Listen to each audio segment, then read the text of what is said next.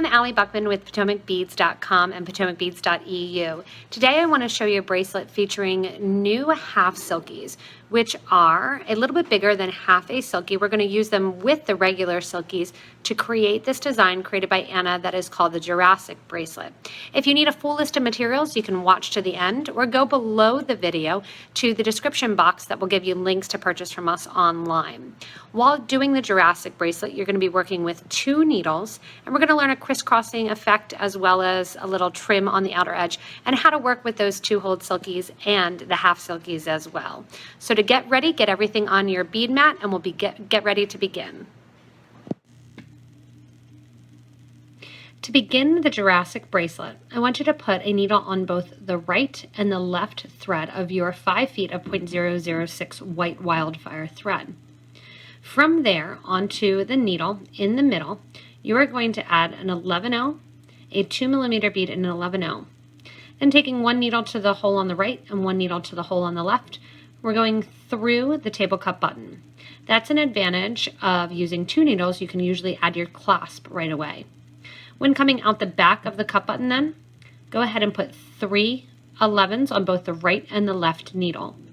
When you're working with 2 needles, generally whatever you're doing with the right needle, you're also going to do with the left. From there, I pick up an 8-0 with the left needle, and I'm going to take the right needle and crisscross through that same 8-0. What that's going to do is form a triangle for my thread, with my thread there and my beads, and then when I go in to create a loop on the other side of the cup button, it'll sit nicely at the back side there. If you want, you can also use one of the 2mm beads there, or just simply an 11-0.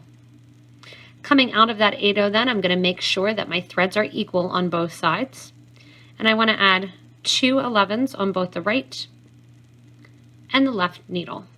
Again, we're doing that mirror image. Drop those 2 beads down to form a nice little X design. We're going to go right in now to kind of the back of our Stegosaurus, which is where Anna came up with the Jurassic name, adding in our silkies. The silky beads are cut, so they have a table cut to the top, the ones that I'm using, and she used the brass color. I'm going to be using that pretty blue zircon color. You want to make sure that the bump is to the top and that the flat side is to the back. For the first one, it doesn't matter, but after that, we're going to establish a front and a back. I want to take my silky and put 1 needle going through the right-hand hole and 1 needle going through the left-hand hole.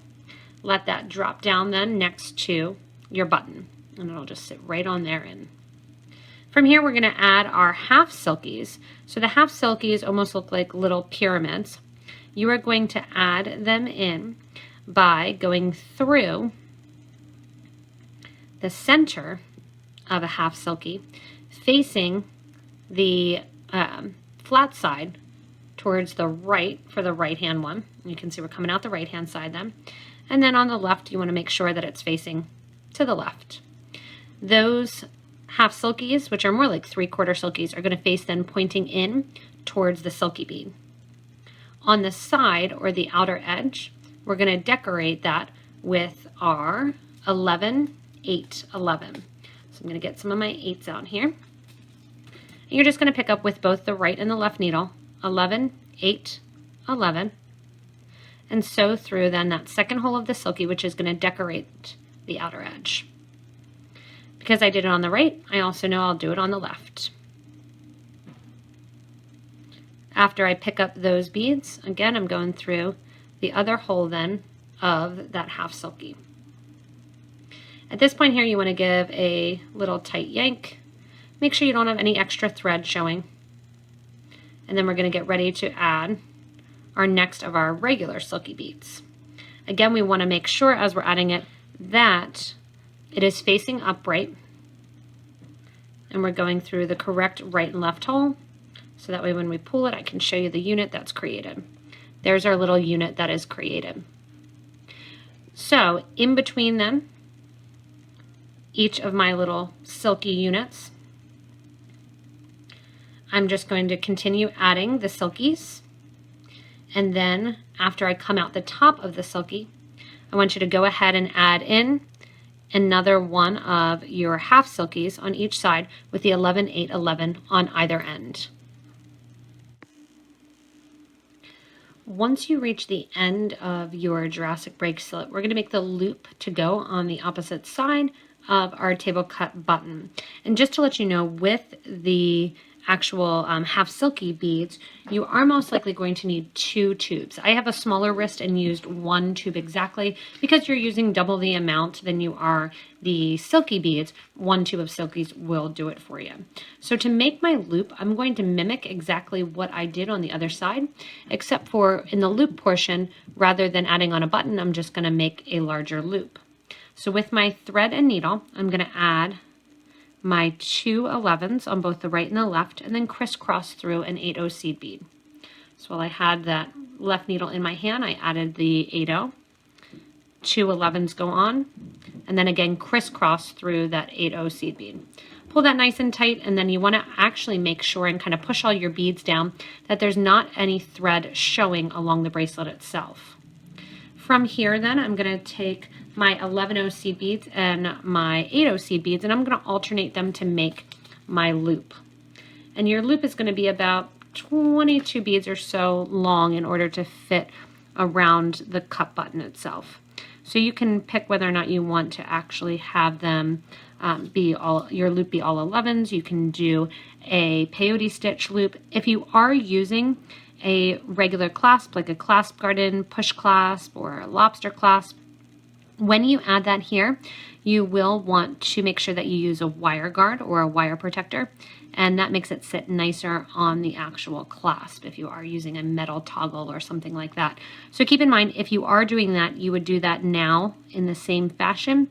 Instead of adding all of these seed beads, you would go ahead and add your clasp.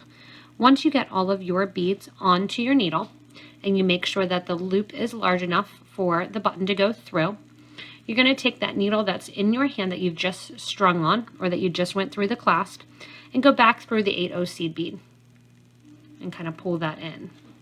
Again, we're just going to double check our spacing. I'm good to go. And then I'm going to take the needle that was coming out the left-hand side that has not gone through the loop at all, and go through the loop, which is going to reinforce that loop clasp that I just created. So I'm just going back through all of those. Once I'm back through them, we're going to bring the seed beads down and decorate with our 2mm bead, or you can do an 8/0 in the top. And we are going to create the X that goes from silky to silky. So here I have my beads on, reinforcing that thread, and coming out the opposite side of the 8/0 seed bead. So one needle should be coming out the left, one needle should be coming out the right. As we go along the base now, what we are going to do is we are going to get our needles so that they're coming out the top of the silky bead before the half silkies. So we want our needle and thread to be coming out between the silky and the half silky bead. So with my right needle in hand coming out of that 8/0, I'm going to go through the 2 11s and out the silky bead. That's your opportunity also to give that last night tight pull, and make sure that you don't have any extra thread showing via both sides.